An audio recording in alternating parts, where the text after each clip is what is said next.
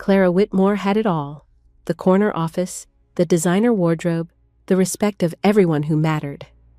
But she'd made one critical mistake. For an entire year, she'd looked right through the black janitor who held her elevator every morning, never once seeing the man behind the uniform. Then came the charity gala that would shatter everything she thought she knew. When Marcus Hale stepped onto that stage in a tuxedo, his fingers dancing across piano keys with a talent that left the room breathless, Clara's carefully constructed world began to crack. What she didn't know was that he'd been watching her too, seeing everything she'd chosen to ignore, including the lost bracelet that would become the thread connecting their two worlds. Now, as a cruel photo threatens to destroy them both, and Clara must choose between her polished reputation and a love that demands she be brave in the daylight, one question remains: can a woman who spent a year being blind finally learn to truly see? If you're watching this, subscribe and tell me where you're watching from, because this story of second chances and choosing courage over comfort is just beginning. Monday morning, 8:05 a.m. The elevator doors slid open in the corporate tower lobby, and Clara Whitmore stepped inside without looking up from her phone. Her heels clicked against the polished floor as she juggled her briefcase, coffee, and an urgent call with the head of marketing. "Tell them we need the revised numbers by noon," she said into her phone. "No, noon today. The partner pitch is at 10 and I—" A hand appeared, holding the elevator door. Clara glanced up just long enough to register a maintenance uniform, dark blue shirt, work pants, before returning to her call. "Thank you," she murmured absently, already scrolling through emails. Marcus Hale stepped back against the elevator wall, pushing his cleaning cart to one side. He'd seen this 1,000 times before. The executives who lived above the 20th floor rarely looked at him long enough to notice anything beyond the uniform. He didn't take it personally anymore. That was just how the building worked. The higher up you went, the less you saw on the way. The elevator climbed in silence, except for Clara's clipped instructions about quarterly projections and client expectations. Marcus watched the floor numbers light up one by one. When the doors opened on 12, he guided his cart out with practiced ease. "Good luck with your pitch," he said quietly as he passed. Clara blinked, surprised, but the doors were already closing between them. The rest of Monday disappeared in a blur of meetings, presentations, and last-minute adjustments. By 6:40 in the evening, Clara was finally alone in her office, staring at yet another email about Friday's charity gala. The company was hosting 200 guests at the downtown hotel, and as VP of Partnerships, Clara had been managing every detail for weeks. She rubbed her tired eyes and reached for her wrist, intending to check her watch. Her fingers found only bare skin. "No," she whispered. Her mother's silver bracelet, the delicate antique with 3 small diamonds, was gone. Clara's stomach dropped. She pulled open her desk drawer, checked her briefcase, even looked under her keyboard. Nothing. "Rosa," she called. Her assistant appeared in the doorway, tablet in hand. "Everything okay?" "My bracelet. My mother's bracelet." Clara stood, scanning the floor around her desk. "I had it this morning. I'm sure I did." Rosa's expression softened. "The silver one? With the clasp that's always coming loose?" "Yes." Clara sank back into her chair. "She's going to kill me." "When did you last see it?" Clara tried to remember. Monday had started so early, and every hour since had been packed with obligations. I don't know. Maybe in the elevator? Or the lobby?" "I'll call building security," Rosa offered. They checked lost and found every evening. But Clara was already shaking her head. "It's probably gone. Someone found it and kept it. That's what people do." Rosa gave her a long look but didn't argue. "I'll check anyway. Go home, Clara." You've been here since 7 this morning. Down in the building service area, Marcus was finishing his rounds. He moved through the corridors with quiet efficiency, emptying trash bins, restocking paper towels, checking that every conference room was ready for tomorrow. His supervisor, Mr. Patel, stood near the time clock, reviewing the next day's schedule. "Marcus, you're taking the weekend shift again?" Mr. Patel asked, peering over his reading glasses. "Just Saturday night, the gala at the Meridian Hotel." Marcus wiped down his cart handles. They needed an extra pair of hands for the event staff. "That's the third weekend this month." Marcus shrugged. "Rent's due, and I've got students to teach Sunday morning. The timing works."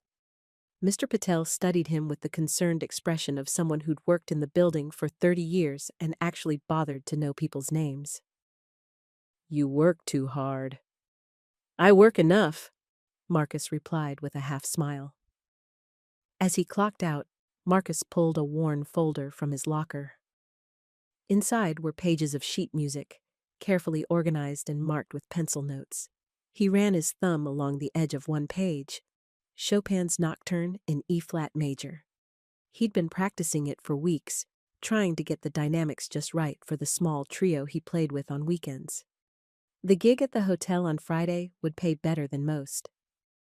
The event coordinator had heard him playing at a church benefit and offered him $200 to perform background music during the silent auction. For 3 hours of work, it was too good to pass up.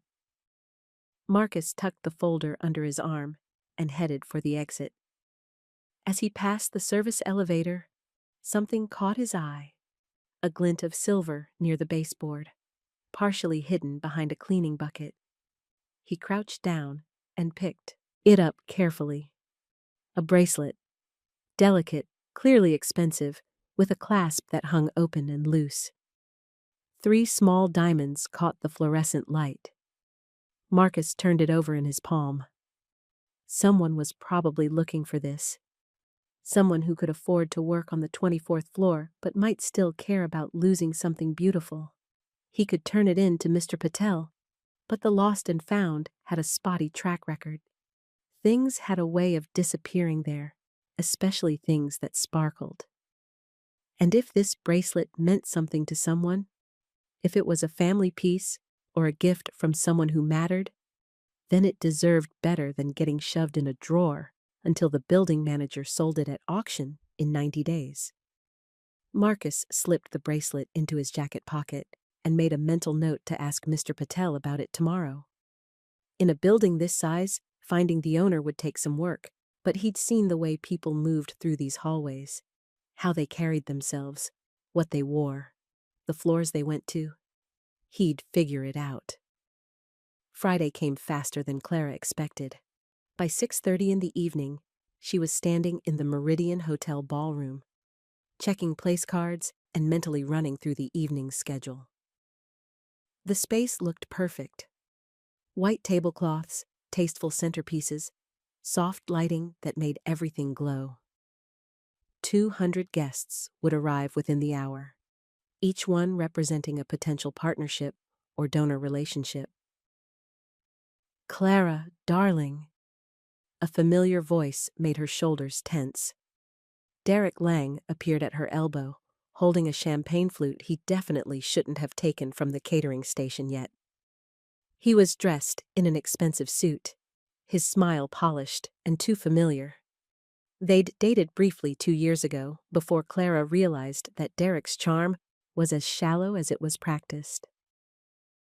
"The room looks wonderful," he said, standing just a little too close. "You always did have an eye for presentation." "Thank you, Derek." Clara stepped sideways, putting space between them. "Shouldn't you be greeting the board members? Shouldn't you be enjoying your success?" He gestured at the ballroom with his glass. "You pulled this together almost single-handedly. You should take a moment to appreciate it." Clara didn't want to appreciate it with Derek. She wanted him to find someone else to bother. "I need to check with the event coordinator. Excuse me." But as she turned toward the kitchen doors, The lights dimmed slightly, and a soft spotlight illuminated a small stage at the far end of the room. Clara had almost forgotten about the musicians. The event coordinator had mentioned hiring a jazz trio for background music during the silent auction. A piano sat center stage, with a microphone stand beside it. 3 men in black tuxedos were taking their positions: a stand-up bass player, a trumpet player, and... Clara stopped walking. The pianist settling onto the bench was Marcus Hale. She recognized him instantly, even though she'd never seen him in anything but his maintenance uniform. The tuxedo fit him perfectly, and he carried himself with the same quiet confidence she'd noticed in the elevator. He adjusted the microphone, nodded to the other musicians, and lifted his hands to the keys. The first notes rolled through the ballroom like water over stone, smooth, clear, and utterly captivating. Clara's mouth fell open slightly. She wasn't alone in her surprise. Around the room, early arriving guests turned toward the stage, conversations pausing mid-sentence. The music wasn't just background noise. It was skilled, soulful, the kind of playing that made you forget what you were doing and just listen. "Wait," Derek said beside her. "Isn't that the janitor from our building?" Clara felt heat rush to her face. Yes, it was the janitor. The man who held elevators for distracted executives and cleaned conference rooms after long meetings and never complained when people left their coffee cups scattered across tables. The man she'd never bothered to really see. "He plays beautifully," she said quietly. Derek snorted. "I suppose everyone needs a side hustle these days." Clara wanted to say something sharp in response, but the music held her attention. Marcus played like he'd been born to it, his fingers moving across the keys with practiced grace. His eyes were closed, his expression peaceful. This wasn't just a side hustle. This was someone who'd spent years, maybe a lifetime, devoted to music. The song shifted into something jazzy and upbeat, and the trumpet player joined in. The room came alive with sound. Guests began arriving in larger numbers, and the evening officially began. But Clara couldn't stop glancing at the stage. She felt ashamed, deeply, uncomfortably ashamed. She'd ridden the same elevator with Marcus dozens of times over the past year. She'd walked past him in hallways, seen him restocking supplies in break rooms, noticed him without ever truly noticing him. She'd treated him like furniture, something useful but unremarkable. And all this time, he'd been carrying this gift inside him, this talent, this passion. He'd been a whole person with a whole life, and she'd reduced him to a uniform and a cart. By 7:40, the first song ended. Modest applause rippled through the crowd. Marcus took a sip of water, smiled at something the bass player said, and prepared for the next number. Clara made a decision. She didn't know what she'd say yet, but she had to say something. She had to acknowledge what she'd seen, acknowledge her own blindness. She edged through the growing crowd toward the stage, her heart beating faster than it should.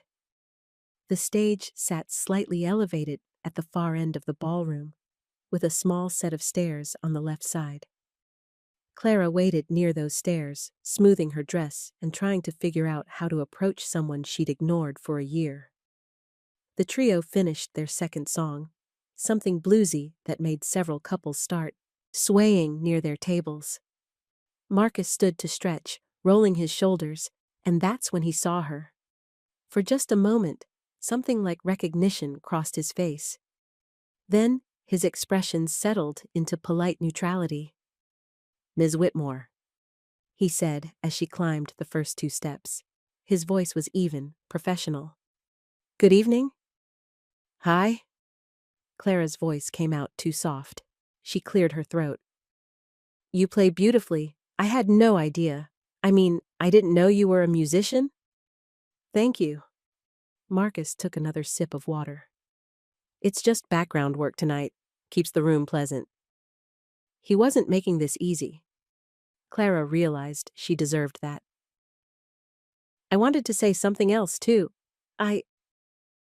She stopped, searching for the right words. I've been thoughtless. I see you almost every day at the building, and I've never treated you like a person. I'm sorry. Marcus studied her for a long moment.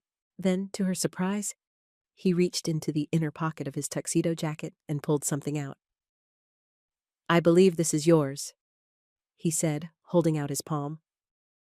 Clara's mother's bracelet lay across his hand, the silver catching the stage lights. Oh my God. Clara took it carefully, her hands trembling slightly. Where did you? I found it Monday evening by the service elevator. The clasp was open. Marcus gestured to the small mechanism. It probably needs to be tightened. It'll fall off again otherwise. Clara stared at the bracelet, then at Marcus. You kept it safe all week? I figured it meant something to someone. Seemed worth holding on to until I could find out who. But how did you know it was mine? I didn't, not for certain. But I saw you checking your wrist at the time clock when you came down to talk to Mr. Patel about weekend coverage on Tuesday. You had that look people get when they've lost something important. He paused. And I pay attention. That last part landed like a quiet challenge. He paid attention, unlike her. Thank you, Clara managed. Her throat felt tight.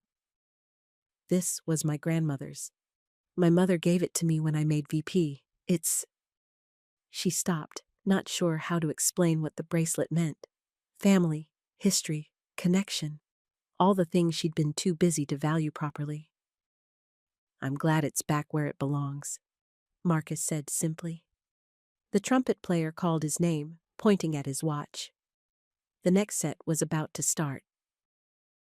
I should let you get back to work, Clara said, though she didn't want to leave.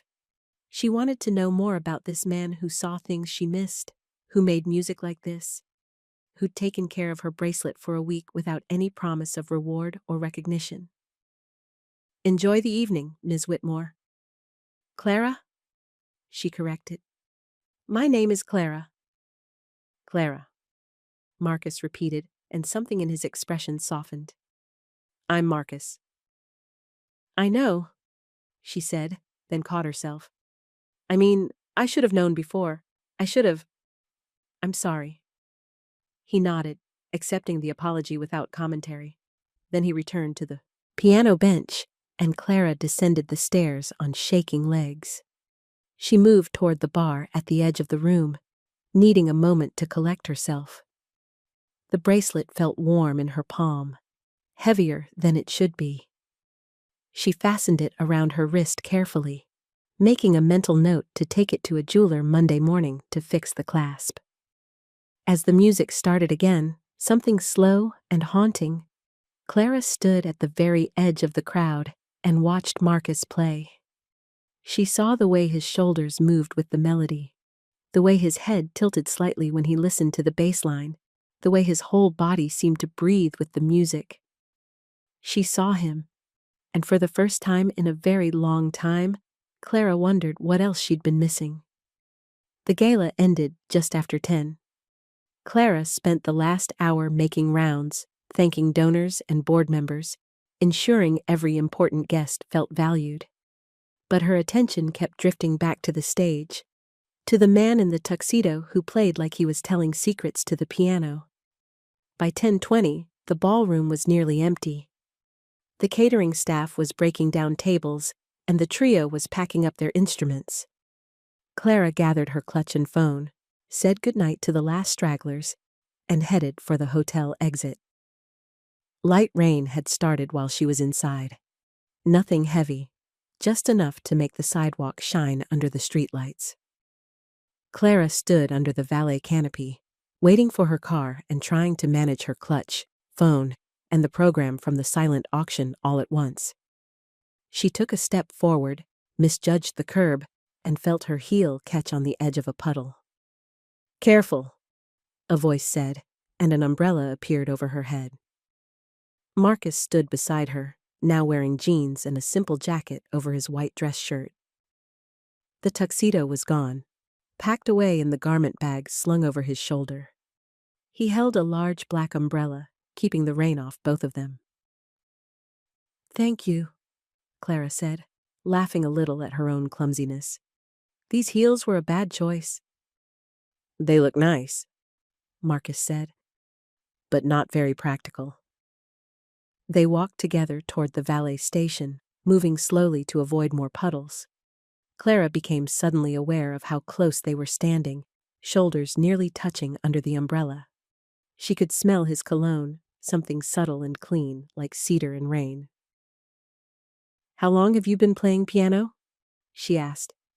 "Since I was 7. My grandmother taught me." "And you play every weekend?" "Most weekends.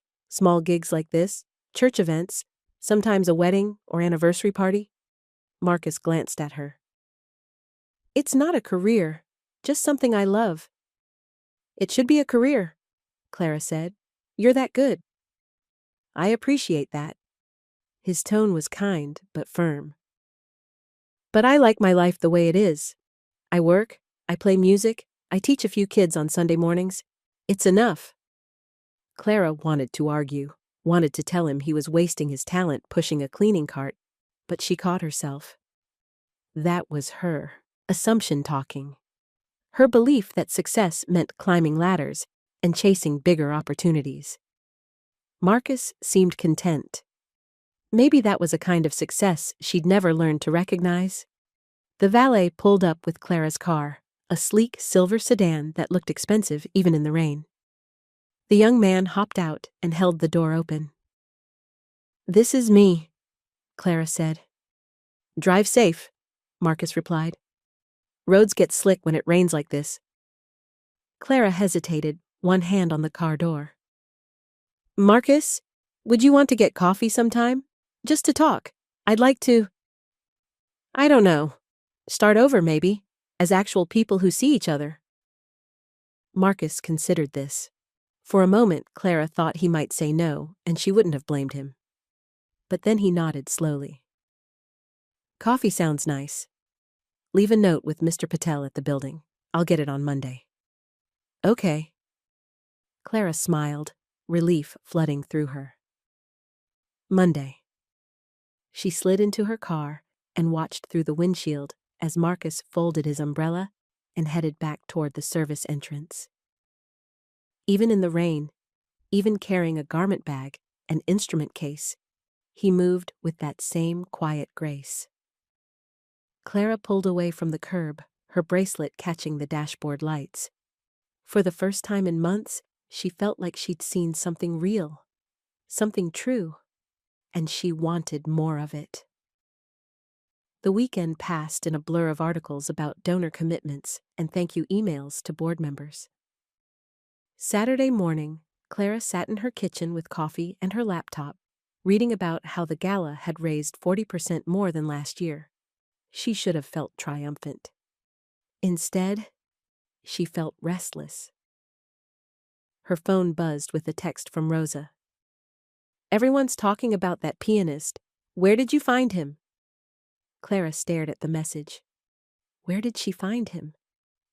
She didn't find him. She'd overlooked him for a year, and he'd been right there the whole time. She started to type a reply, then stopped. She couldn't take credit for discovering Marcus like he was some hidden gem she'd unearthed. He wasn't hidden. She'd just never bothered to look.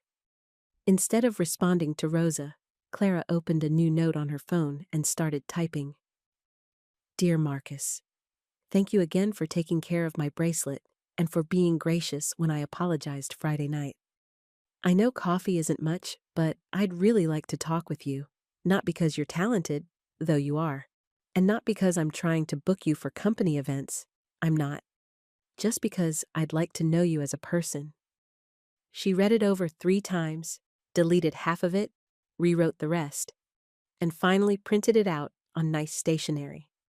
Then she folded it carefully, put it in an envelope with Marcus's name written on the front, and drove to the building. Mr. Patel was at the lobby desk, reviewing maintenance schedules. "Ms. Whitmore," he said, surprised, We're closed on Saturdays. I know. I just wanted to leave something for Marcus. Could you make sure he gets this on Monday? She handed over the envelope. Mr. Patel took it with the careful handling of someone who understood that small gestures mattered. I'll put it in his locker personally. Thank you. Clara turned to leave, then paused. Mr. Patel, how long has Marcus worked here? 3 years this fall. He's one of the best employees I've ever supervised. Reliable, respectful, never complains. Mr. Patel's expression turned thoughtful. He's also one of the few people in this building who treats everyone the same, whether they're the CEO or the night cleaning crew. Clara absorbed that quietly. He's a good person. Yes, Mr. Patel agreed. He is. Clara drove home with her hands tight on the steering wheel, thinking about what it meant to be good. Not successful, not impressive, just good, just human. Across town, in a small apartment with second-hand furniture and one excellent piano, Marcus sat at his kitchen table with the sheet music for Sunday's lesson. He taught 6 kids every Sunday morning at the community center. Children whose families couldn't afford formal lessons, but whose parents wanted them to have something beautiful in their lives. Marcus loved those mornings. Loved the way a shy 8-year-old's face lit up when they finally got a scale right. Loved the way music gave kids a language for feelings they didn't have words for yet. His phone buzzed with a text from the bass player. Great job last night. Got another gig at the Riverside in 2 weeks if you're free. Marcus typed back. I'm free. Thanks for thinking of me. He set the phone down and looked at the sheet music again. Somewhere in the stack was the piece he'd played Friday night. The haunting one that had made Clara Whitmore stop and listen. He pulled it out, ran his fingers over the notes he'd memorized years ago. He'd noticed her before Friday. Noticed her the way he noticed everyone in the building. The patterns of their days, the weight they carried, the kindness or carelessness they showed to people they thought didn't matter. Clara Whitmore carried a lot of weight. He could see it in the way she moved, the way she held her shoulders, the way she checked her phone every 30 seconds like she was afraid of missing something crucial. She was good at her job. Even he could tell that from the way other employees talked about her. But she was lonely too. The kind of lonely that came from being too busy to notice your own life passing by.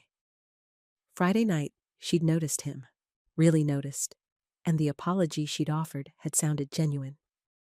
Marcus didn't know yet if he'd accept the coffee invitation when it came. He had rules about his life, boundaries he'd built carefully over years of learning what happened when you let people too close too fast.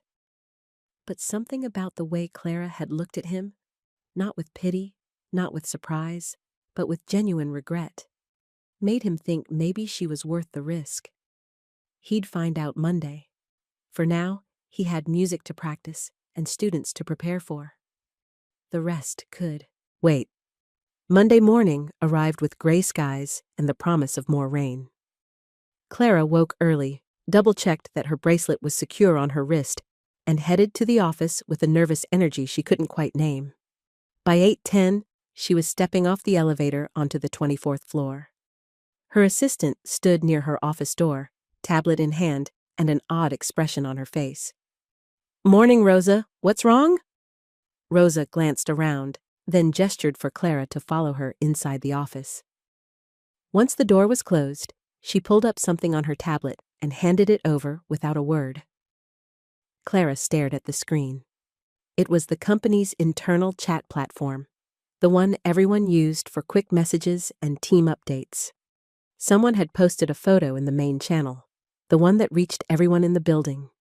The photo showed Clara and Marcus standing together under his umbrella outside the hotel Friday night. The rain made everything look romantic and intimate, their shoulders close, both of them smiling, her clutch and his garment bag visible in the frame. It was a sweet moment captured by accident, but the caption underneath made Clara's stomach turn. Looks like our VP of Partnerships has a new partnership strategy. Guess we know how she finds talent now.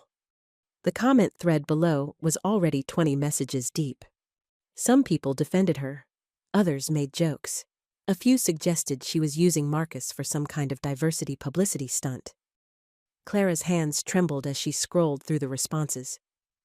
Who posted this? I don't know. The username is anonymous.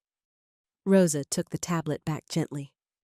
But people are talking, Clara, and not all of it is kind.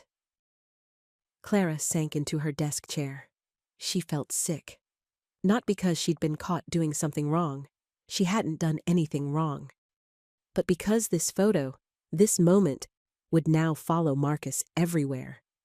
People at the building would whisper. They'd treat him differently. They'd reduce him to gossip and speculation. She'd made him visible, and now he'd become a target. Delete it, Clara said. I can't. I don't have admin access to. Then find someone who does. Now. Rosa nodded and left quickly. Clara sat alone in her office, staring at her desk and trying to think. She needed to fix this. She needed to protect Marcus from the mess she'd created just by standing next to him. But how? If she made a public statement, she'd only draw more attention to the photo. If she stayed silent, the rumors would spread unchecked. Her phone buzzed with a text from Derek. Interesting photo this morning. Didn't know you were dating the help. Clara deleted the message without responding. Of course, Derek had seen it. Of course, he'd find a way to make it about her dating life instead of the cruelty of the caption. By 9:30, Rosa returned with bad news. It deleted the post, but screenshots are already circulating. I'm sorry, Clara. It's not your fault. Clara stood, pacing to the window. I need to talk to Marcus. I need to apologize.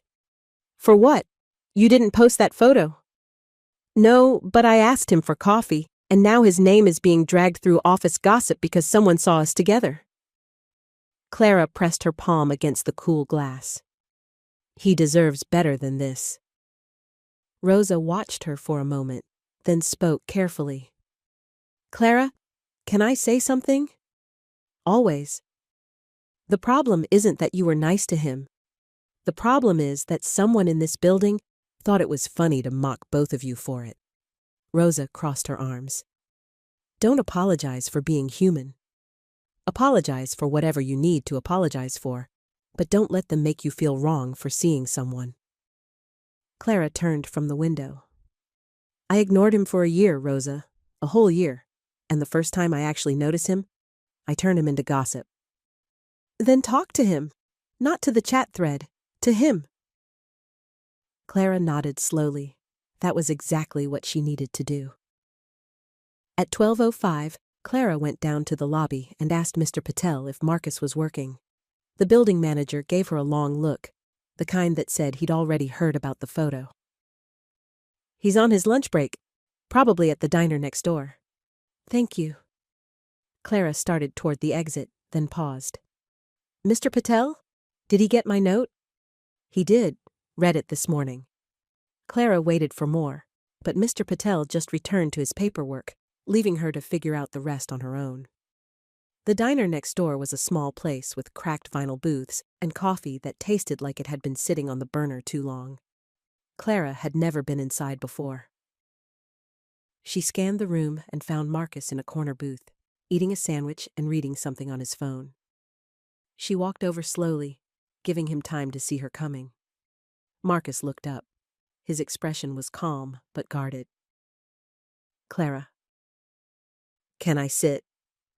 He gestured to the seat across from him. Clara slid into the booth, her hands folded on the table. I saw the photo, Marcus said before she could speak. Mr. Patel showed me this morning. I'm so sorry. I don't know who took it or who posted it, but It's not your fault. Marcus set his phone down. People talk. That's what they do. But they're saying terrible things about both of us. They're saying predictable things. Marcus took a sip of his coffee. I've lived in this world long enough to know how it works. A black man and a white woman stand too close, and suddenly everyone has opinions. Clara flinched at the bluntness of it, but he was right. She'd been so focused on the cruelty of the caption that she hadn't fully confronted the racism underneath it. The suggestion that she was using him. The reduction of his talent to some kind of stunt. The implication that he couldn't possibly belong in her world unless she'd brought him there. I hate it, she said quietly. I know. Marcus's voice softened slightly. But hate doesn't fix it. You want to fix it? Yes. Then don't talk to the chat thread. Don't make a big statement. Just talk to people, one by one. Kill the oxygen to the rumor by refusing to feed it. Clara nodded slowly. It was good advice, smart advice. Is that how you handle things? Usually. I've learned that making noise just makes more noise, but being clear about who I am, that shuts people up faster. They sat in silence for a moment. The diner clattered around them. Dishes, conversation, the hiss of the coffee machine. I still want to have coffee with you, Clara said. Not to make a point, not to prove anything. Just because I meant what I said Friday night. I'd like to know you. Marcus studied her face, searching for something. Whatever he found must have satisfied him, because he finally nodded. Okay, coffee. But let's be clear about something first. Okay. I won't be part of your company events. I won't play piano at your office parties or be your talent discovery. If we're going to know each other, it's as people, not as VP and janitor. Just Clara and Marcus. I understand. And one more thing? Marcus leaned forward slightly. I've been kept private before. Had someone who liked me just fine in the dark, but didn't want to be seen with me in daylight. I won't do that again. So if you're worried about what people think, or if you're not ready to be seen with me in public, then let's just keep this polite and professional. Clara's throat tightened. She understood what he was saying.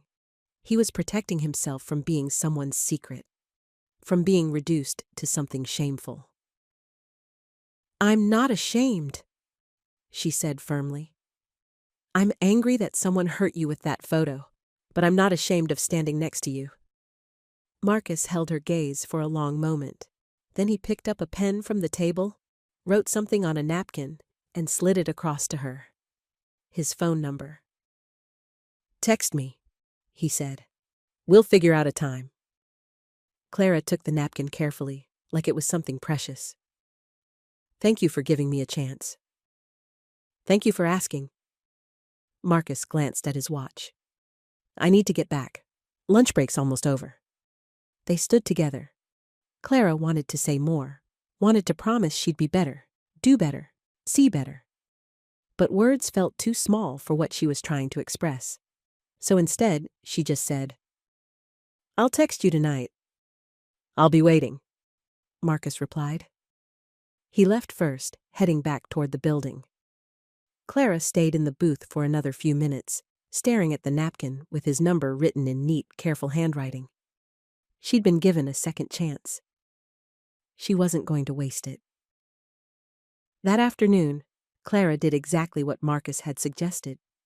She stopped by 3 different offices and had 3 different versions of the same conversation. With her colleague in finance.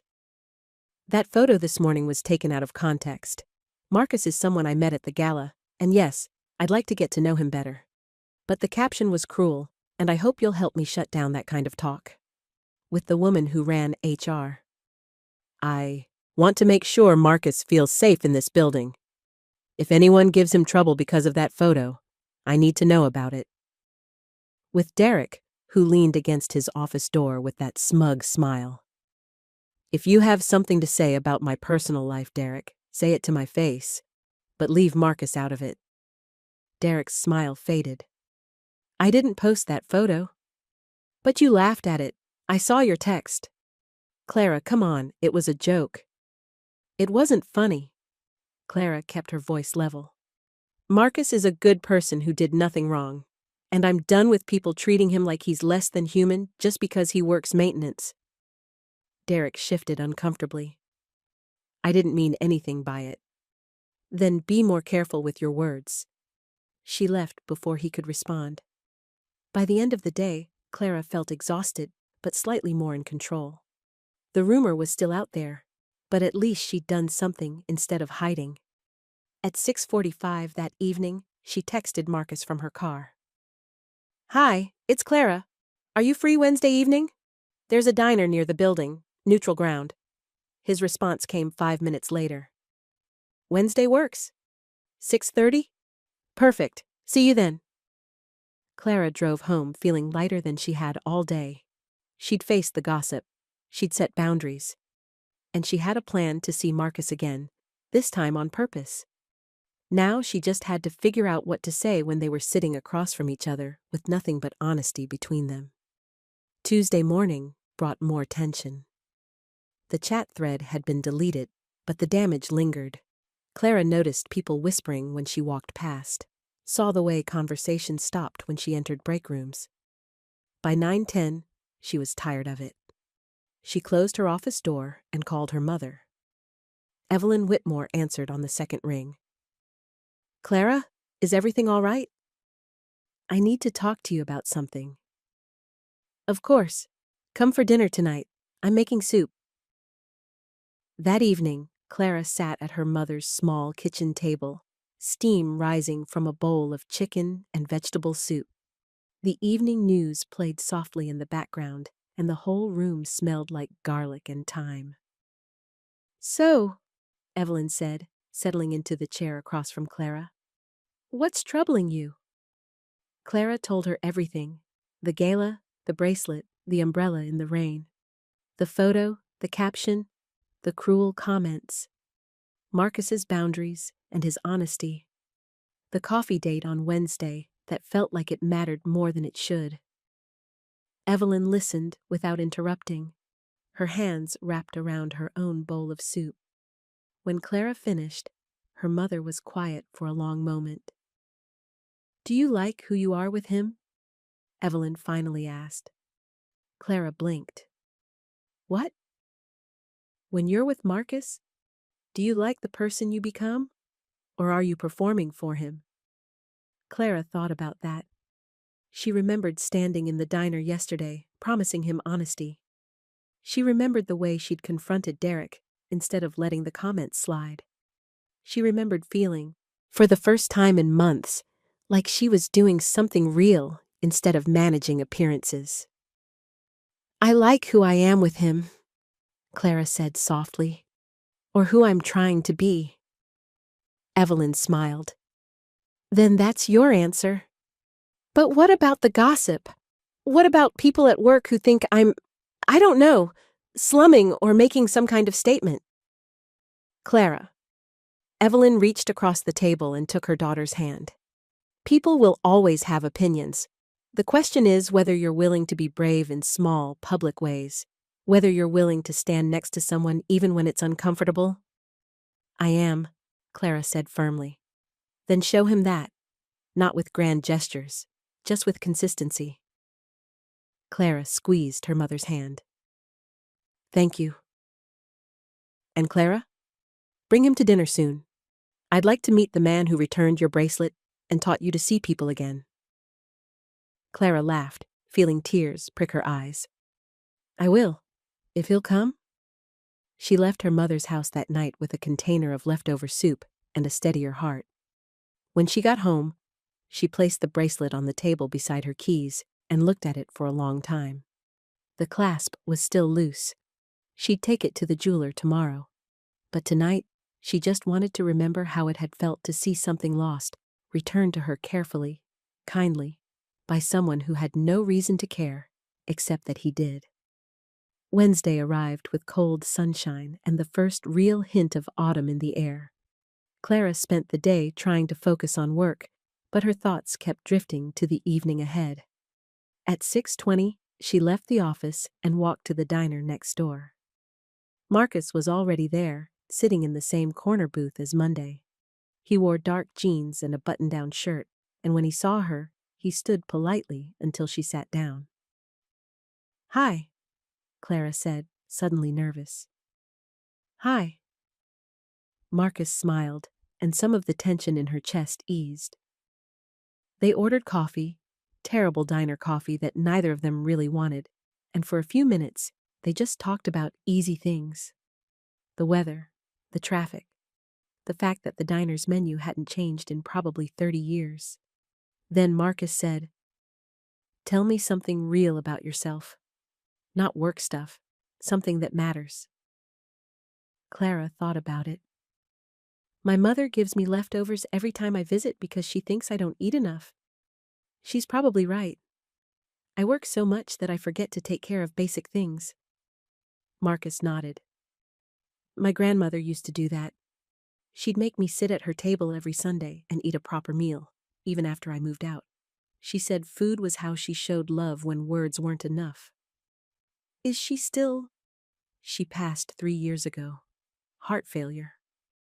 Marcus's expression softened with old grief. "She's the one who taught me piano. Said music was the language God used when he wanted to speak directly to people's souls." "She sounds wonderful." "She was." Marcus took a sip of his terrible coffee. "I miss her every day, but I hear her voice when I play, so she's still with me in a way." Clara felt something shift between them, a deepening, a trust being offered and received. "I don't have that, something that connects me to people I've lost. I think I've been so busy moving forward that I forgot to carry anything with me. It's not too late to start." They talked for over an hour. About Marcus's Saturday piano students, kids from the neighborhood who couldn't afford formal lessons. About Clara's college years, when she'd been so determined to prove herself that she'd forgotten to make friends. About the ways they'd both learned to protect themselves from being hurt. At one point, Marcus said, "Can I ask you something?" "Anything." "Why did you want to have coffee with me? Really?" Clara didn't hesitate. "Because you saw me. When I was ignoring you, you still saw me. You noticed when I lost my bracelet. You kept it safe. And when I apologized, you didn't make me grovel or prove myself. You just accepted it." She paused. "I want to learn how to see people the way you do." Marcus was quiet for a moment. Then he said, "That's a good reason."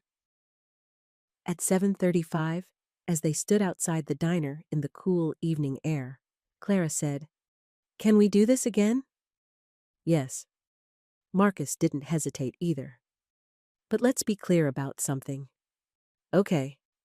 I won't be part of your work world. I know you asked about me playing at company events.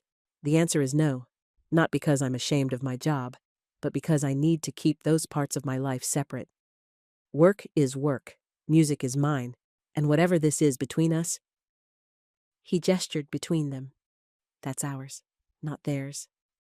Clara understood. He was drawing boundaries to protect himself, to make sure she didn't turn him into a project or a performance. "I respect that," she said. "And I agree. Whatever this is, it's ours." They stood under the diner's flickering neon sign, and for the first time, Clara felt like she was exactly where she was supposed to be. "Saturday?" Marcus asked. "If the weather holds, there's a park near my place. We could walk. Talk more." "I'd like that." "Good." Marcus smiled, and Clara realized she wanted to see that smile as often as possible. They said goodnight, and Clara walked back toward her car feeling lighter than she had in months. She didn't know what would happen next.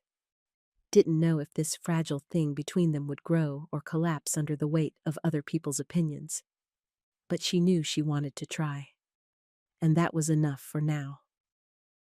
Thursday afternoon, Clara was reviewing partnership contracts when Mr. Patel appeared in her office doorway.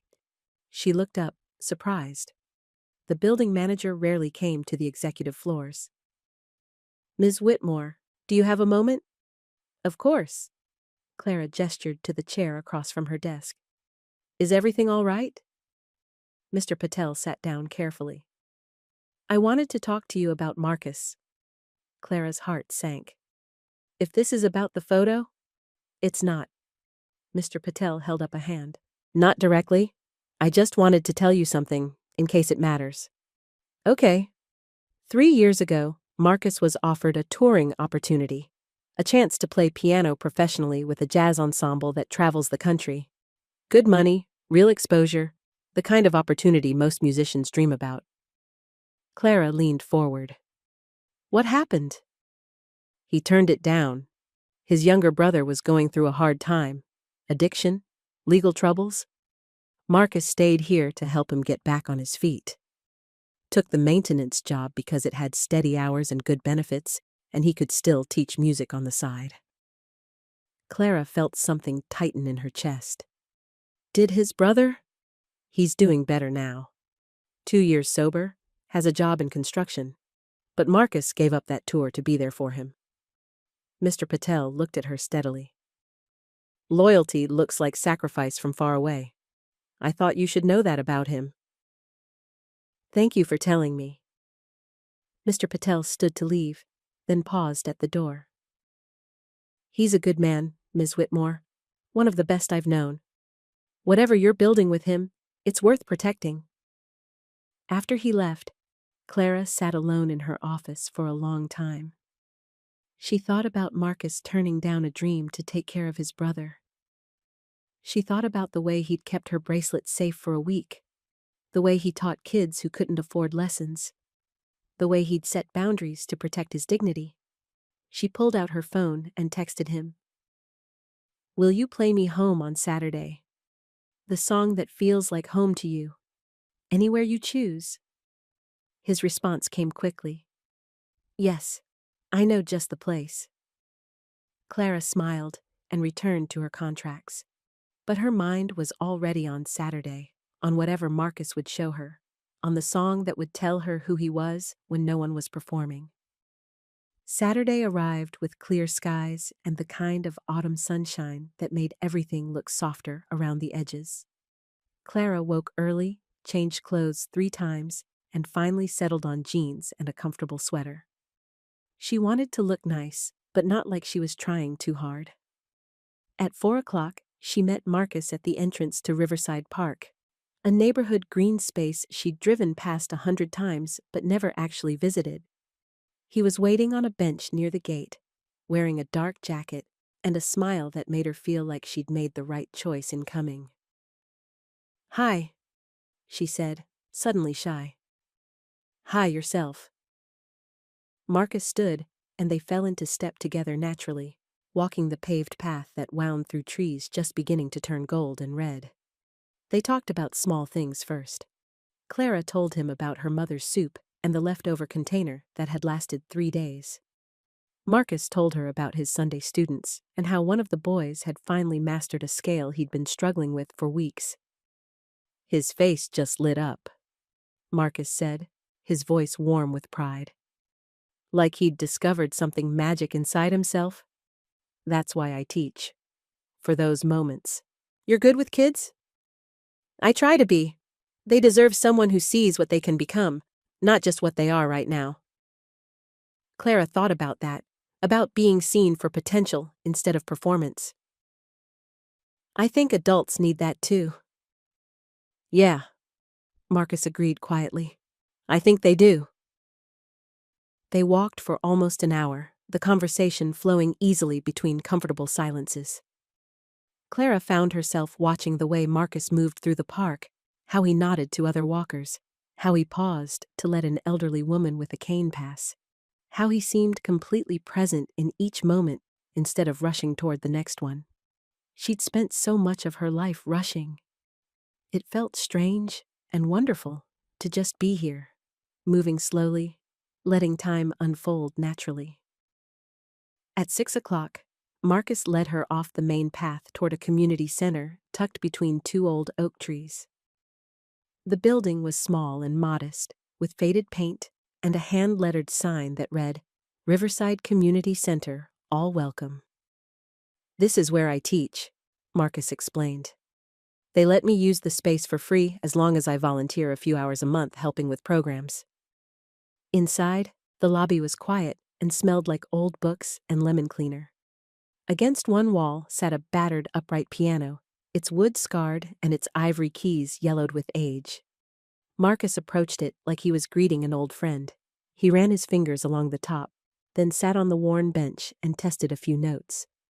The sound was surprisingly warm, if a little out of tune.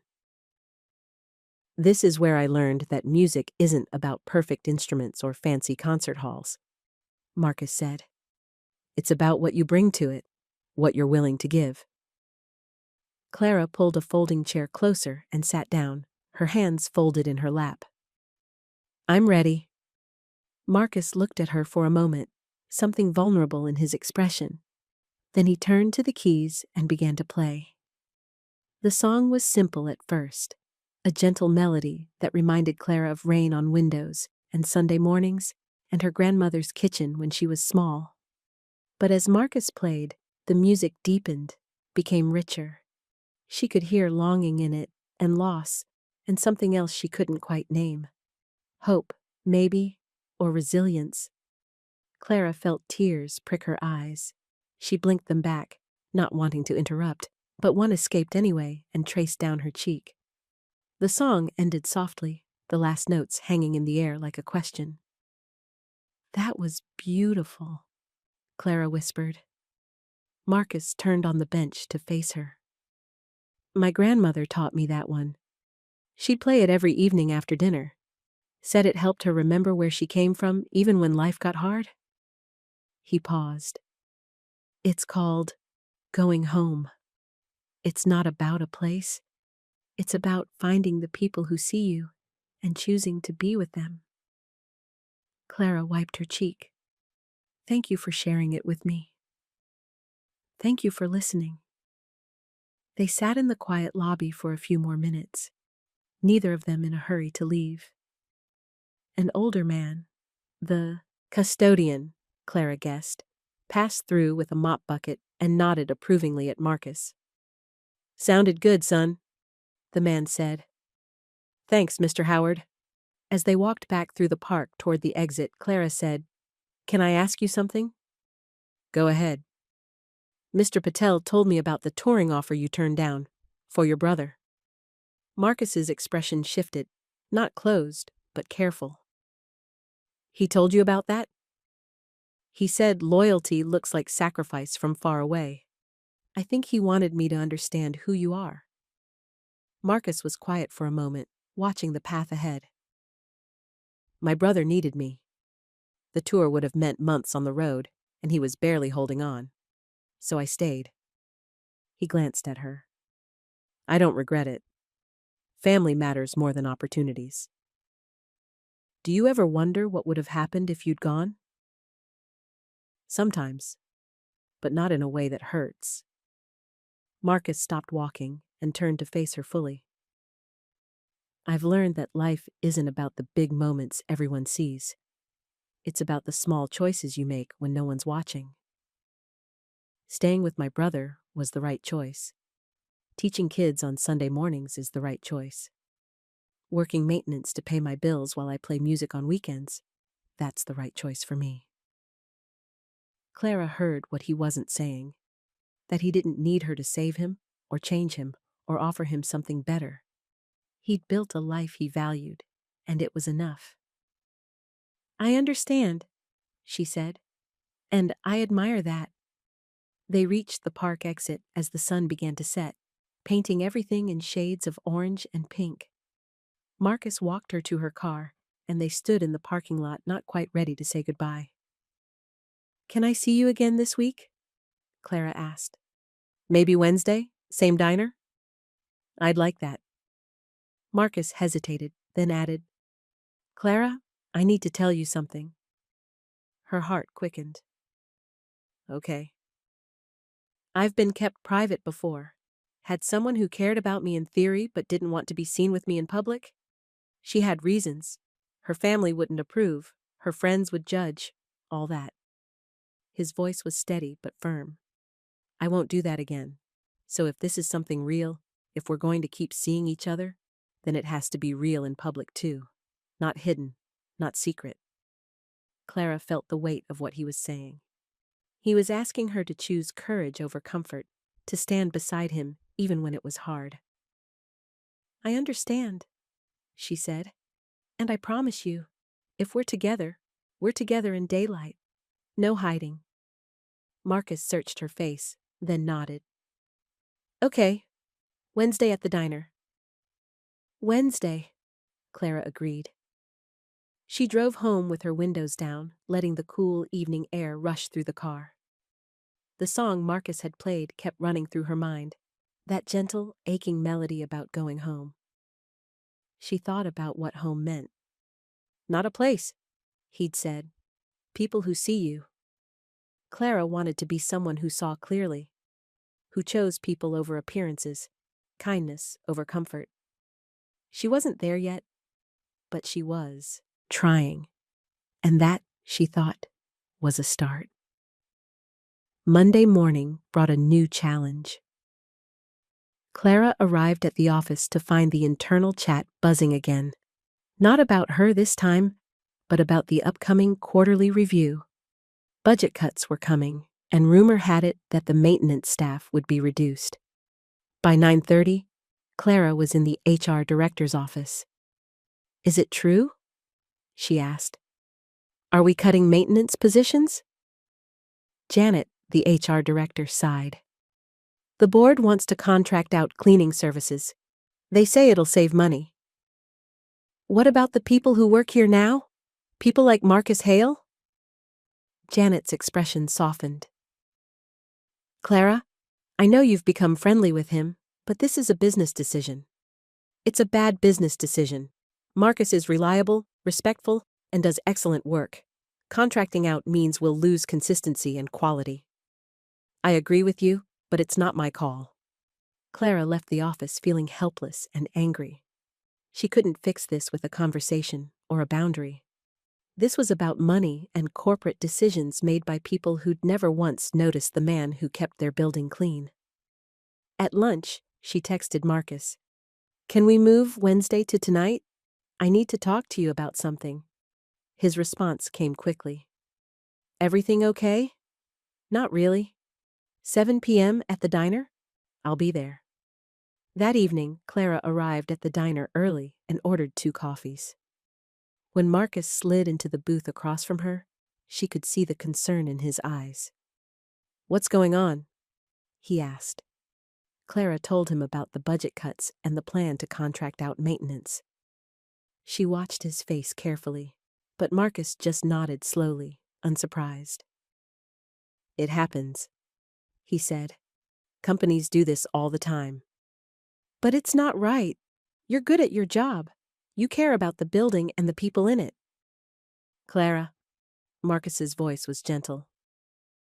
I appreciate you being upset on my behalf, but I've been through this before.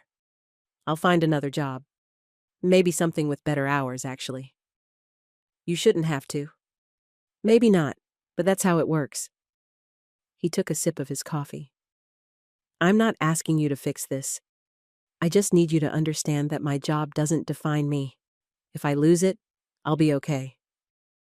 Clara felt frustrated, not with Marcus, but with her own powerlessness.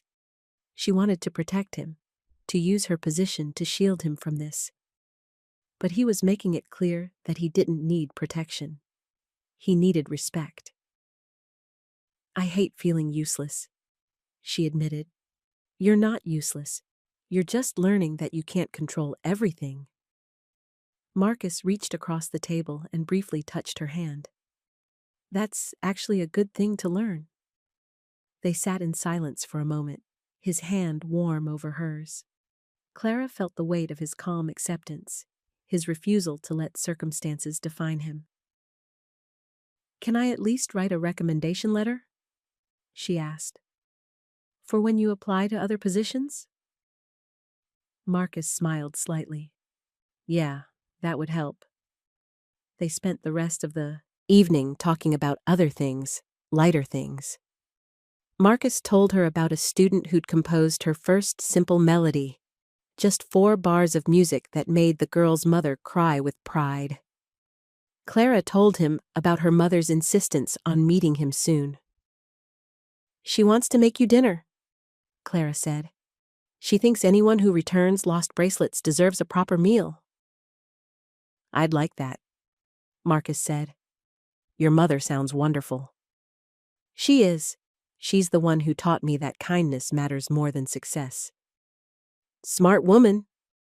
At 8:05, they said goodnight on the sidewalk outside the diner. Marcus had to get home to prepare for tomorrow's shift, possibly one of his last. "Marcus," Clara called as he turned to leave. He looked back. "Thank you for being patient with me while I figure out how to be a better person." Marcus's expression softened. "You're already better than you think, Clara. You just needed to slow down long enough to notice." He walked away into the darkness, and Clara stood under the diner's neon sign, feeling both helpless and hopeful. She couldn't save his job, but she could see him, value him, stand beside him. Maybe that was enough. Thursday afternoon, Clara attended a small company mixer in one of the side lounges, a casual gathering for the leadership team to discuss upcoming projects. She didn't want to go, but absence would have been noticed. Derek was there, of course, holding court near the refreshment table. Clara kept her distance, talking with colleagues from the finance department about next quarter's goals. Then Derek's voice cut across the room, loud and deliberately casual. "Clara's got an ear for talent these days. Finds it in all the interesting places." A few people chuckled uncertainly. Clara felt heat rise in her face. She looked up and saw Derek watching her with that familiar smug expression, testing her, seeing if she'd react. The room seemed to hold its breath. Clara opened her mouth to respond, to defend Marcus and herself, to set clear boundaries the way she'd been practicing. But then she hesitated. Just for a moment, just long enough to measure the room, to count who was listening, to calculate what her response might cost her professionally. The pause stretched too long. In the doorway, unnoticed by most of the room, Marcus appeared. He'd come to meet Clara after his shift, as they'd planned. He stood there just long enough to see her face, to see her hesitation, to understand what was happening. Their eyes met across the room. Then Marcus turned and walked away. "Excuse me," Clara said quickly, leaving her drink on a nearby table and hurrying toward the door. But by the time she reached the hallway, Marcus was gone. She pulled out her phone and texted, "I'm sorry. Please let me explain." No response. Clara stood in the empty hallway, her heart pounding, shame burning through her chest. She'd promised him daylight. She'd promised no hiding, no hesitation. And she'd broken that promise in the moment it mattered most. Thursday night, Clara sat in her apartment with her phone in her lap, staring at the unsent text drafts she'd written and deleted. "I was wrong. I should have defended you immediately. I froze because I was afraid." None of them felt adequate. None of them captured the magnitude of her failure or the depth of her regret. Finally, she called her mother. "Clara, it's late. What's wrong?" Clara told her everything. The mixer, Derek's comment, her terrible hesitation, Marcus walking away. When she finished, Evelyn was quiet for a long moment. "Clara, sweetheart, who do you want to be the next time someone tests your kindness?" "Better," Clara whispered. "Braver." "Then you know what you need to do?" "I need to apologize." "Not just apologize. You need to name exactly what you did wrong. No excuses, no explanations, just acknowledgement and action." Clara wiped her eyes. "What if he won't listen?" "Then you'll have learned a hard but important lesson. But I think he'll listen. The question is whether you'll follow through next time." After they hung up, Clara pulled out a piece of paper and began writing. Not a text. A real letter. The kind you read aloud, face to face, with your heart open and your pride set aside. She wrote until midnight, crossing out lines and starting over, searching for the exact words that would honor what she'd broken. Finally, she had it. She folded the letter carefully and set it on her nightstand. Tomorrow, she would wait for Marcus in the service corridor. She would read it to him aloud. She would own her exact failure. And then she would prove, through actions, not just words, that she could be the person he deserved. Friday evening, Clara stood in the service corridor at 5:55 with 2 cups of coffee and a folded letter in her pocket. Her heart hammered against her ribs as she waited. At 6:02, Marcus appeared, pushing his cart toward the time clock. He saw her and slowed but didn't stop. "Marcus, please. Just 5 minutes." He looked at her for a long moment, then parked his cart and crossed his arms. 5 minutes. Clara pulled out the letter, her hands shaking slightly. "I need to read this to you. Can I?" He nodded once. She unfolded the paper and began. "Thursday night, Derek made a cruel comment about you and me. The room waited to see what I would do, and I froze. I didn't freeze because I was shocked or confused. I froze because I measured the room before I honored you. I calculated what my response might cost me professionally, and in that calculation, I failed you." Clara's voice caught, but she kept reading. "I promised you daylight. I promised you that if we were together in public, it would be on purpose, with courage, not by accident or in darkness. And when I had the chance to prove that promise, I hesitated. I let fear make me small." She looked up from the paper. Marcus's expression was unreadable. "I'm not asking you to forgive me right away. I'm just asking you to let me prove that I can be better. I will speak up next time. I will choose you and your dignity over my comfort. I won't freeze again." She folded the letter and held it out to him. Marcus took it slowly. "Thank you for naming it," he said finally, his voice quiet but firm. "A lot of people would have made excuses or blamed the situation. You didn't. Because there is no excuse." "No," he agreed. "There isn't." They stood in the corridor, the hum of building systems filling the silence between them. "I need consistency, Clara," Marcus said. "Not just apologies when you mess up. I need to know that you'll stand beside me when it's hard, not just when it's easy." "I understand." "Do you? Because this isn't going to get easier. People are going to keep testing you. They're going to make comments and assumptions. They're going to reduce us to a story that fits their biases." His voice was steady, but intense. "I need to know you'll choose me anyway." Clara met his eyes. "I will. I promise you, I will." Marcus studied her face for a long moment. Then he nodded slightly. "Okay, we'll see." "Does that mean you'll give me another chance?" "It means I'll talk to you after the team meeting on Monday. Let's see what you do when the moment comes again." Clara understood. He wasn't going to trust her words. He was going to wait and watch her actions. That was fair. That was more than fair. "Monday," she said. "I'll show you." Marcus picked up his coffee, nodded once more, and returned to his cart. Clara watched him clock out and leave through the service exit, her letter folded in his jacket pocket. She'd been given another chance. She wasn't going to waste it. The weekend passed slowly. Clara spent Saturday helping her mother clean out the garage and Sunday writing the recommendation letter for Marcus. She made it detailed and specific, highlighting not just his work ethic, but his character, his consistency, his kindness, his quiet leadership. On Sunday evening, her mother asked, "Have you heard from him?"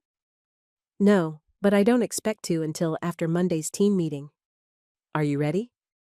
Clara thought about that. "I think so. I'm scared, but I'm ready." Monday morning, Clara arrived early and went straight to HR. She asked Janet to put Marcus's name on the list of essential staff, the ones who would be kept regardless of budget cuts.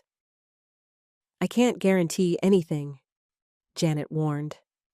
"I'm not asking for guarantees. I'm asking you to advocate for him the way I would advocate for any excellent employee." "I'll do what I can." At 10:05, Clara sat in the conference room for the leadership team meeting. Derek was there, along with 8 other department heads. The agenda was packed: quarterly reviews, budget discussions, staffing updates. Midway through the meeting, during a break in the conversation, Derek leaned back in his chair and said casually, "By the way, Clara, how's your pianist friend? Still finding hidden talent in unusual places?" The room went quiet. Clara felt her pulse spike. This was the moment. This was her chance to choose courage over comfort. She took a breath and spoke clearly. "That's disrespectful. We don't talk about people like that here." Derek blinked, surprised. You were being cruel, and I'm asking you to stop."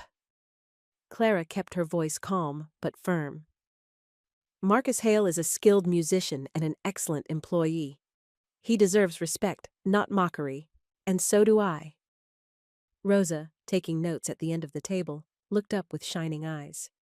The room reset itself, people shifting in their seats, clearing throats, suddenly very interested in their laptops. Derek's face reddened. "I didn't mean anything by it." "Then be more careful with your words," Clara said. "All of you." She looked around the table, meeting each person's eyes. Some looked away. Some nodded. No one challenged her. The meeting moved on to other topics, but Clara barely heard any of it. Her heart was still racing, adrenaline flooding her system. She'd done it. She'd chosen courage. She'd protected Marcus's dignity in public, not just in private. At 12:10, as Clara left the conference room, she passed through the lobby and saw Marcus delivering supplies to the mailroom. He glanced up, and their eyes met across the space. No words, just a look, steady, understanding, and maybe, just maybe, the beginning of trust. Clara smiled slightly and continued to her office. She'd shown up, she'd spoken up, and she would keep doing it as many times as necessary until Marcus believed her promises were more than just words. Tuesday evening, Clara stood outside the small library auditorium, checking her phone nervously. She'd invited Marcus to attend a chamber music concert with her. Not because it was related to work, not because anyone important would see them, but simply because it was something they could share. She'd texted him Sunday night. "There's a string quartet playing Tuesday at the library. Would you like to go with me? As my date, publicly, on purpose." His response had come an hour later. "I'd like that." Now, as the autumn sun dipped below the buildings and the first stars appeared, Clara saw Marcus walking toward her. He wore dark slacks and a sweater that made him look both comfortable and handsome. When he reached her, he smiled, the kind of smile that reached his eyes. "Hi," he said. "Hi." Clara felt warmth spread through her chest. "I'm glad you came." "Me too." They walked into the auditorium together, Marcus's hand resting lightly on the small of her back as they found seats near the middle. The gesture was small, but deliberate, a public claiming that said, "We're here together, and that's okay." Clara settled into her seat, hyper-aware of Marcus beside her. Their shoulders touched. Their hands rested close on the armrest between them, not quite holding, but close enough that she could feel his warmth. The quartet took the stage. 2 violins, a viola, and a cello. They began with Mozart, then moved to something contemporary that Clara didn't recognize, but found haunting and beautiful. She glanced at Marcus. He was completely absorbed in the music, his eyes closed during certain passages, his fingers moving slightly against his knee as if tracing the melodies. She realized he wasn't just listening. He was learning, analyzing, appreciating the way a musician appreciates another musician's craft. During the intermission, they stood in the lobby with small cups of lemonade. "That second piece," Marcus said. "The modern one. Did you recognize the composer?" "No, did you?" "Caroline Shaw. She won a Pulitzer Prize a few years ago. I've been trying to learn some of her work, but it's complex, layered." He took a sip of his lemonade. "Hearing it live is different. You catch things you miss in recordings." Clara loved watching him talk about music. His whole face lit up, animated by genuine passion. This was who Marcus was when he forgot to be careful. Enthusiastic, knowledgeable, completely present. "Do you ever wish you could do this full time?" she asked. "Play music, teach, compose?" Marcus considered the question. "Sometimes, but I've learned that wanting something and needing it are different. I want to play music. I need stability, security, the ability to help my family when they need me. The maintenance job gives me that. Music is what I do for my soul." "That's wise," Clara said quietly. "Or maybe just practical." Marcus smiled. "My grandmother used to say that wisdom and necessity look the same from far away." They returned to their seats for the second half of the concert. This time, during a particularly tender passage, Marcus's hand found Clara's, his fingers interlaced with hers, gentle and sure. Clara's breath caught. It was such a simple gesture, but it felt monumental, public, intentional, real. She squeezed his hand softly, and he squeezed back. When the concert ended, they joined the small crowd thanking the musicians. Marcus spoke briefly with the cellist, complimenting a specific technique he'd used. The musician's face brightened at being truly seen by someone who understood. Outside, the night had turned cool. Clara pulled her jacket tighter as they walked toward the parking lot. "Thank you for tonight," Marcus said. "For inviting me, for being here with me like this. Thank you for coming, for giving me another chance." They stopped beside Clara's car. Marcus turned to face her fully, his expression serious but soft. "You did well at that meeting Monday," he said. "Rosa told me what you said to Derek." Clara felt embarrassed and pleased at the same time. "You talked to Rosa?" "She came down to the maintenance office to tell me, said she'd never been prouder to work for someone." Marcus paused. "That took courage, Clara. Real courage." "It was the bare minimum of what I should have done." "Maybe, but it was more than most people would do." He reached out and tucked a strand of hair behind her ear, his touch gentle. "Thank you for choosing me with the lights on." Clara felt tears prick her eyes. "I'll keep choosing you, as many times as you need me to prove it." "I believe you," Marcus said simply. They stood in the parking lot for a few more minutes, neither of them ready to leave. Finally, Marcus said, "Can I see you this weekend? I teach my students Saturday morning at the community center. You could come if you want. No pressure. It's just kids and a beat-up piano. Nothing fancy." "I'd love to come," Clara said immediately. "Okay, 10 o'clock. Bring cookies if you want. The kids always appreciate snacks." Clara laughed. "I can do that." They said goodnight, and this time Marcus leaned in and kissed her forehead. A chaste, tender gesture that somehow felt more intimate than anything else that had happened between them. Clara drove home with her windows down again, letting the cold air rush through the car. Her hand still tingled where Marcus had held it. Her forehead still felt warm from his kiss. She was falling for him. Completely, terrifyingly, wonderfully falling. And instead of fighting it, she was going to let herself fall.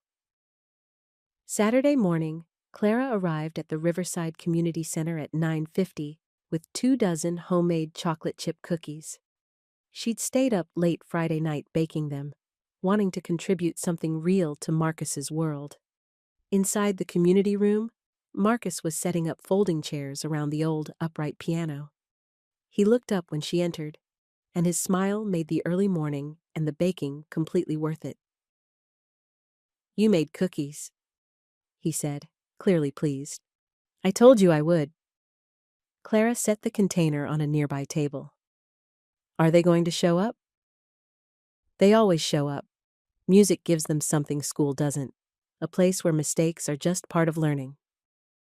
Over the next 10 minutes, 6 kids arrived with their parents. The youngest was maybe 7, a shy boy with thick glasses who kept his eyes on the floor. The oldest was a girl of about 12, with braces and a notebook full of song ideas. Marcus greeted each child by name, asked them about their week, and made them feel important. Then he settled the youngest boy, Timothy, at the piano bench and began working with him on a simple scale. Clara sat in the back, watching. She saw the patience in Marcus's voice when Timothy hit a wrong note. The encouragement when he got it right. The way Marcus never acted frustrated or rushed, even when the boy played the same measure 5 times. "That's it, Timothy. You're getting stronger. Do you hear how much clearer that sounds than last week?" The boy nodded, a small smile breaking through his shyness. After Timothy's turn, Marcus worked with each student individually, while the others practiced on paper keyboards or listened. He never compared them to each other, never made anyone feel less talented. He just met each child exactly where they were and helped them grow from there. During a break, the kids descended on Clara's cookies with enthusiasm. She sat at the table with them, listening to them talk about school and friends and their favorite songs. "Miss Clara," the older girl, whose name was Jasmine, said, "Are you Mr. Marcus's girlfriend?" Clara glanced at Marcus, who was trying not to smile. Yes, I think so." "That's cool," Jasmine said, utterly unfazed. "Mr. Marcus is the best. He taught me how to write my own music. Now I write songs about everything." "What kind of songs?" "Sad ones mostly, about missing my dad." Jasmine said it matter-of-factly, like it was just a fact of life. "Mr. Marcus says sad songs help us feel things so we don't have to keep them locked up inside." Clara's throat tightened. That's very wise. After the cookies were gone, Marcus spent the last half hour playing requests. The kids called out songs, Disney themes, pop hits, even a few classical pieces they'd heard in movies. Marcus played them all from memory, sometimes simplifying arrangements so the kids could follow along. Clara watched him bring joy to these children who probably didn't have much extra in their lives. She saw the way he honored their requests without judgment, the way he made each child feel heard. This was who Marcus was. Not the janitor in the corporate tower. Not the pianist at charity galas. This, right here, was his truest self. At 11:40, the last parent collected their child, and Marcus began folding up the chairs. Clara stood to help him. "That was beautiful," she said. "What you do with those kids. They're good kids. They just need someone to invest in them. You're changing their lives." Marcus shrugged, uncomfortable with the praise. "I'm just giving them what my grandmother gave me. A chance to express themselves." They finished cleaning up in comfortable silence. As they walked outside into the late morning sunshine, Marcus said, "Tomorrow, Sunday afternoon, would you want to have a picnic in the park? Nothing fancy, just food and conversation." "Yes," Clara said without hesitation. "What should I bring?" "Just yourself." They stood on the sidewalk outside the community center, and Clara realized she didn't want to leave. She wanted to stay in this moment, this peaceful, honest space they'd created together. "Marcus?" she said softly. "Yeah? I really like who I am when I'm with you." His expression softened. "I really like who you are too." They made plans to meet at Riverside Park at 3 o'clock the next day. As Clara drove home, She thought about Jasmine's sad songs and Timothy's careful scales and Marcus's infinite patience. She thought about how love looked like showing up consistently, like meeting people where they were, like creating space for others to grow. And she thought about how lucky she was to be learning these lessons from someone who lived them every day. Sunday afternoon was perfect, sunny and cool, with just enough breeze to keep things comfortable. Clara arrived at the park at 2:50 with a blanket and a thermos of coffee. Marcus was already there, sitting on a bench with a small cooler and the leftover cookies from yesterday. "You kept the cookies," Clara said, laughing. "They're too good to waste." Marcus helped her spread the blanket under a large oak tree. "Plus, I figured we earned them." They unpacked their simple picnic, sandwiches Marcus had made, fruit, chips, and the cookies. For a while, they just ate and watched families play on the nearby playground. Then Clara said, "Can I ask you something serious?" "Of course." "What do you want? Not from me specifically, but from life, from the future." Marcus thought about it while he finished his sandwich. "I want to keep teaching kids who need it. I want to play music that matters, even if it's just in small rooms for small crowds. I want to be there for my family when they need me." He paused.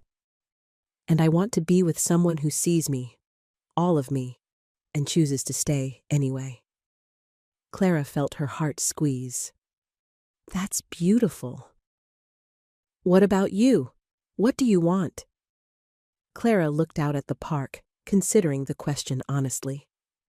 "I want to be proud of who I am, not just what I've accomplished.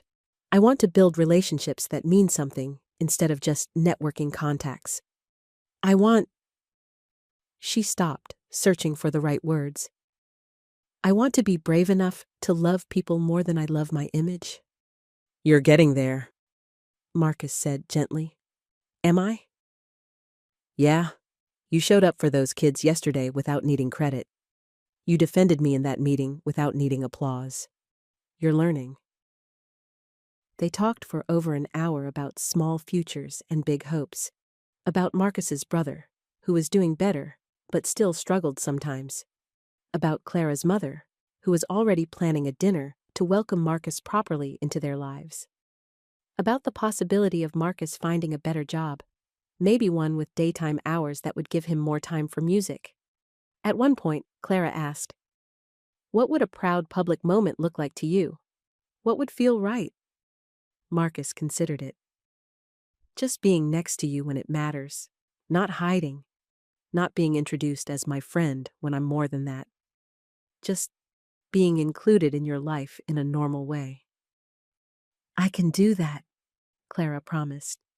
As the afternoon stretched toward evening, they lay back on the blanket and watched clouds drift across the sky. Marcus pointed out shapes: a dragon, a grand piano, an old woman with a walking stick. Clara found his hand and interlaced their fingers. "Thank you for being patient with me, for not giving up when I messed up. Thank you for doing the work to be better." Marcus squeezed her hand. "That's what matters. Not being perfect. Just being willing to grow." They packed up as the sun started to set, both of them moving slowly, reluctant to end the day. Marcus walked Clara to her car, and this time when they said goodbye, he kissed her properly, soft and sure and full of promise. "I'll see you soon," he said. "Very soon," Clara agreed. She drove home with her heart full, already planning when she could see him next. 2 weeks later, Clara stood in front of her mirror, adjusting her dress for the third time. Tonight was a modest local fundraiser for the library, the same library where they'd gone to the concert. The organizers had invited her as a donor, and she'd asked Marcus to come as her date. Not her friend, not her +1. Her date. She'd made that clear on the invitation: RSVP, Clara Whitmore and Marcus Hale. When Marcus arrived to pick her up, he was wearing a suit that fit him perfectly, Not a tuxedo, just a simple dark suit that made him look handsome and comfortable. "You look beautiful," he said. "You look pretty good yourself." Clara grabbed her clutch and a light wrap. "Ready?" "Ready." They drove to the library together, and when they entered the small reception hall, Clara made a point of walking in with her hand in Marcus's. A few people she knew from work were there, not many, but enough to notice. She introduced Marcus to everyone they met, not as the pianist from the Gala or a friend, just as Marcus, her boyfriend, the person she'd chosen.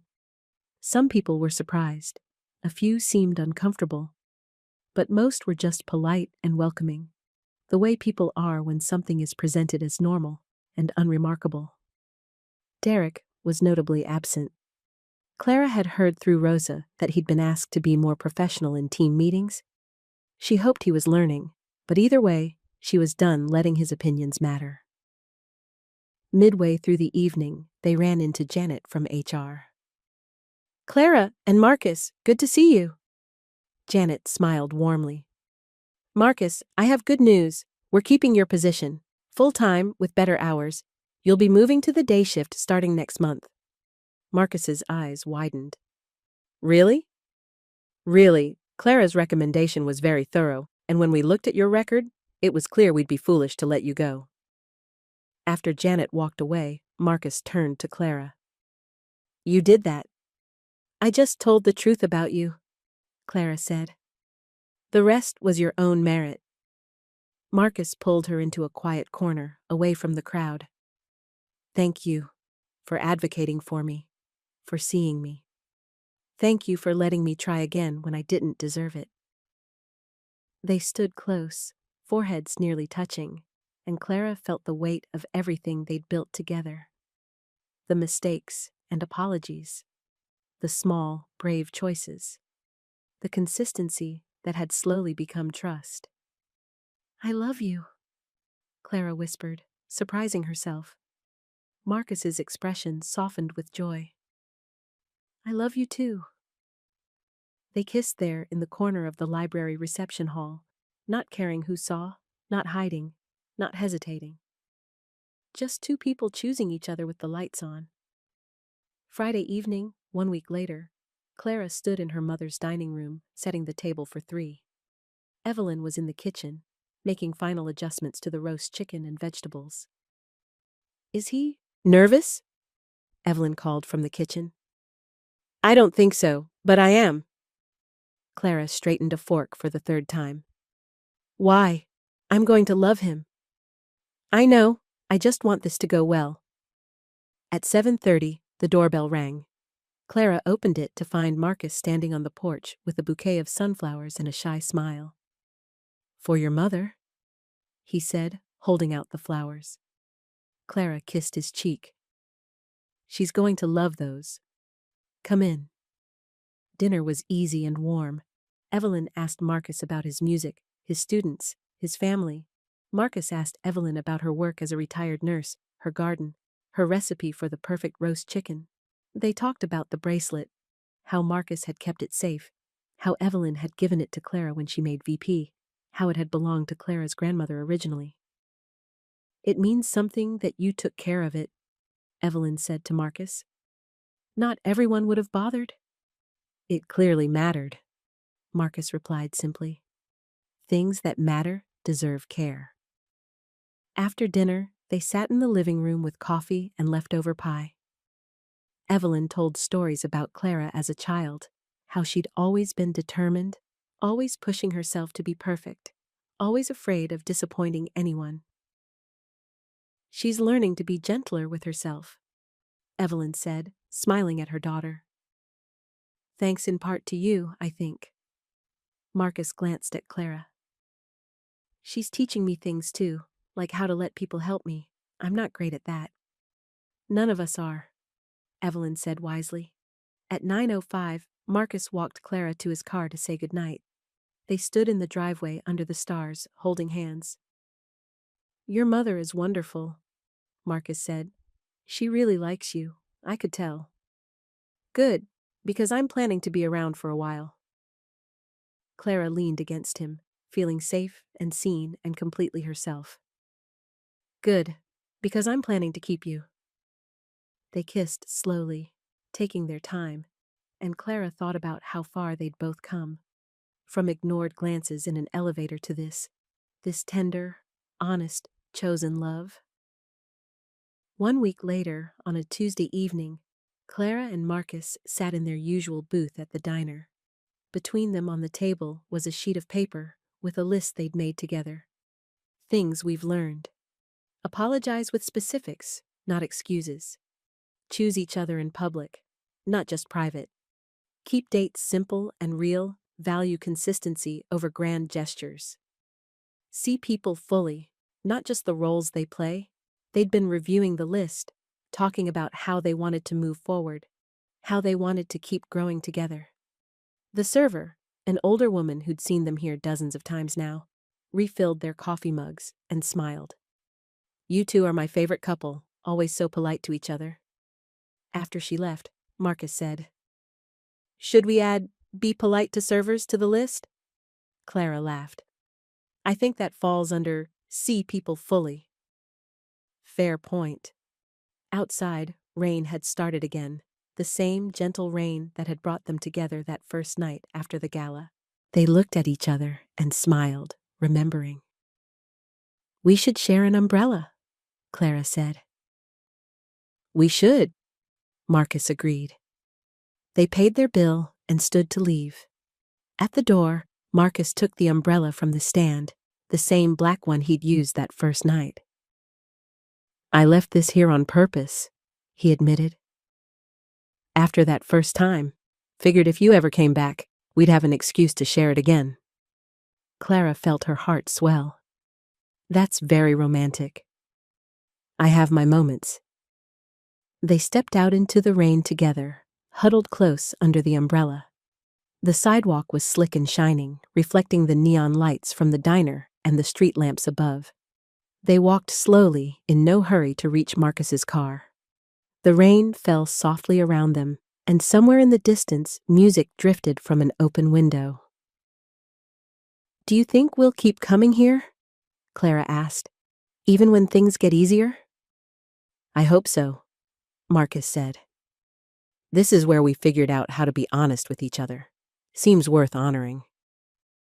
I agree.